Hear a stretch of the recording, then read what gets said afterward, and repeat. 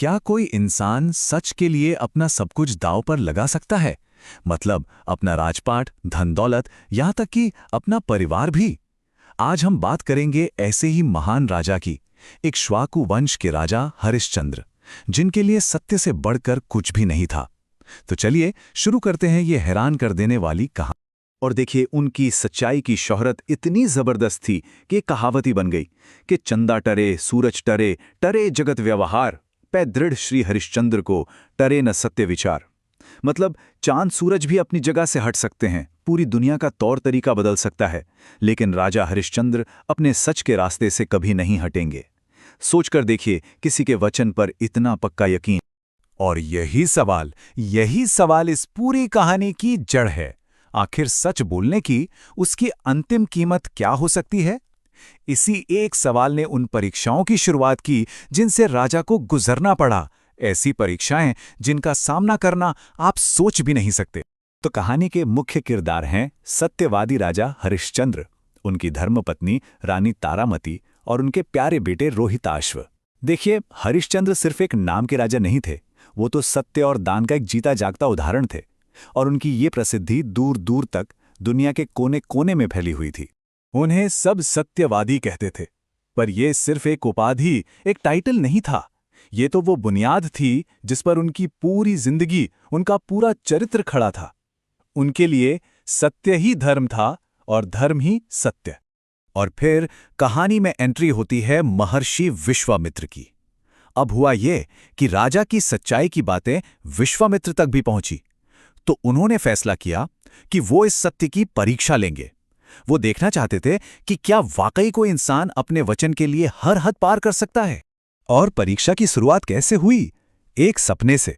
विश्वामित्र राजा के सपने में आए और जानते हैं दान में क्या मांगा? कोई छोटी मोटी चीज नहीं, पूरा का पूरा राज्य ही मांग लिया। और राजा हरिश्चंद्र ने, उन्होंने सपने में भी एक पल की देरी नहीं की, तुरंत हाँ कह दिया। अब यहां राजा का वो अटूट विश्वास देखिए। उनके लिए वादा तो वादा होता है, चाहे वो जागते हुए किया हो या फिर सपने में। बस इसी एक सिद्धांत पर टिके रहकर उन्होंने आंख खुलते ही सच में अपना पूरा राजपाट छोड़ने की तैयारी शुरू कर दी। लेकिन ठहरिए, परीक्षा तो अभी बस शुरू हुई थी। जैसे ही विश्वामित्र असल में दरबार में आए, उनकी मांगें और भी सख्त होती गईं। पहले तो पूरा राज्य ले लिया, फिर राजा और रानी को हुक्म दिया कि अपने सारे शाही कपड़े और गहने भी उतार दें। और जब हरिश्चंद्र सब कुछ छोड़कर जाने लगे तो ऋषि ने उन्हें फिर से रोक लिया। विश्वामित्र ने कहा, दान तो दे दिया, पर यज्ञ की दक्षिणा कौन देगा? और दक्षिणा भी कितनी? पूरी 1000 सोने की मोहरें।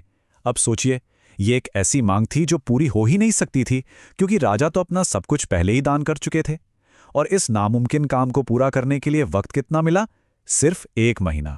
और बस यहीं से शुरू हुई उनकी असली परीक्षा। एक राजा, एक रानी और एक राजकुमार साधारण से कपड़ों में पैदल ही काशी शहर की ओर चल पड़े। क्यों?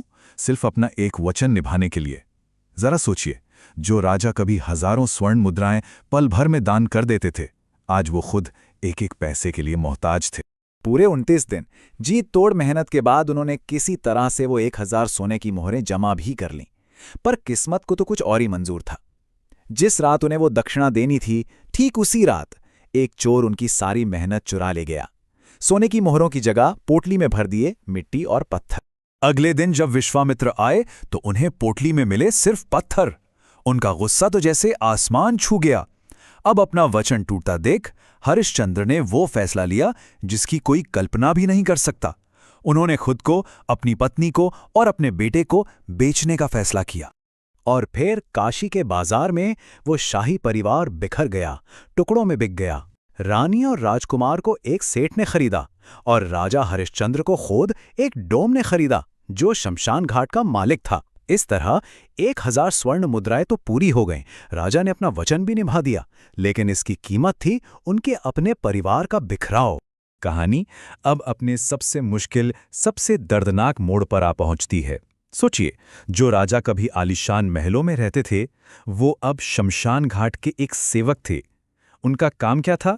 अंतिम संस्कार की देखरेख करना, जिसे उस समाज में सबसे नीचा काम माना जाता था।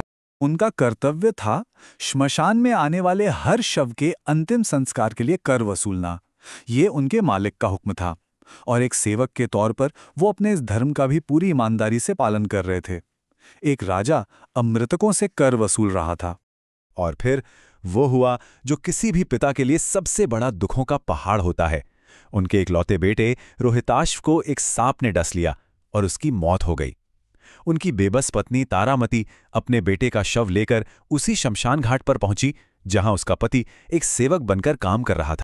अब हरिश्चंद्र के सामने जिंदगी का सबसे बड़ा धर्म संकट था। एक तरफ पिता का प्यार और दूसरी तरफ एक सेवक का कर्तव्य। उन्होंने अपनी पत्नी को अपने मरे हुए बेटे को पहचान लिया, लेकिन वो अपने मालिक के प्रति अपने कर्तव्य में बंधे थे। उन्होंने अपनी ही पत्नी से अपनी ही बेटे के अंतिम संस्कार के लिए शुल्क मांगा, ये जानते हुए भी कि उसके पास देने के लिए कुछ नहीं है। तारामती के पास पैसे तो थे नहीं, तो उसने अपनी साड़ी का पल्लू फाड़ा कि वही शुल्क के तौर पर दे दे। लेकिन मुसीबतें अभी खत्म नहीं हुई थीं। अचानक काशी के सिपाही वहां आ धमके और रानी पर बच्चों की हत्या का झूठा इल्जाम लगाकर उसे गिरफ्तार कर लिया। सजा सुनाई गई, मौत। और जल्लाद कौन बना? खुद राजा हरिश्चंद्र। उन्हें अपनी ही पत्नी का सिर कलम करने का हुक्म मिला। हरिश्चंद्र ने इसे भी अपनी किस्मत मान लिया। अपने दिल पर पत्थर रखकर उन्होंने कर्तव्य को हर रिश्ते, हर भावना से ऊपर रखा। आंखों में आंसू थे, पर हाथ में तलवार थी और वो अपनी ही पत्नी का वध करने के लिए आगे बढ़े। और जैसे ही वो तलवार अपनी पत्नी की गर्दन पर चलाने ही वाले थे कि एक चमत्कार हुआ। चारों तरफ एक दिव्य रोशनी फैल गई और वहां स्वयं भगवान विष्णु, देवी लक्ष्मी और ऋषि विश्वामित्र प्रकट हो गए। उन्होंने राजा का हाथ थाम लिया और बताया कि ये सब कुछ सिर्फ उनके सत्य और धर्म की एक परीक्षा थी। हरिश्चंद्र हर परीक्षा में, हर कसौटी पर खरे उतरे थे और उनके इस महान त्याग का फल भी उन्हें मिला। उनके बेटे रोहिताश्व को फिर से जिंदा कर दिया गया, उनका राज्य उन्हें वापस लौटा दिया गया और तो और खुद विश्वामित्र ने अपनी हजारों साल की तपस्या का पुण्यफल उन्हें दे दिया। इससे उनका नाम और उनकी ये कहानी हमेशा हमेशा के लिए अमर हो गई। ऋषि विश्वामित्र ने उन्हें आशीर्वाद देते हुए कहा, जब तक ये सूरज और चांद रहेंगे तुम्हारा नाम रहेगा। जब जब भी सच की बात होगी तुम्हारा नाम सबसे ऊपर लिया जाएगा। और इसी आशीर्वाद ने हरिश्चंद्र को इतिहास में सत्य का सबसे बड़ा प्रतीक बना दिया। तो राजा हरिश्चंद्र की ये कहानी आज भी हमें इसी एक गहरे सवाल के साथ छोड़ जाती है कि कोई इंसान सच और कर्तव्य के लिए आखिर क्या-क्या बलिदान दे सकता है। ये कहानी हमें याद दिलाती है कि उसूलों पर चलने का रास्ता आसान नहीं होता, उसकी कीमत बहुत बड़ी हो सकती है, लेकिन अंत में जीत हमेशा सत्य की ही होती है।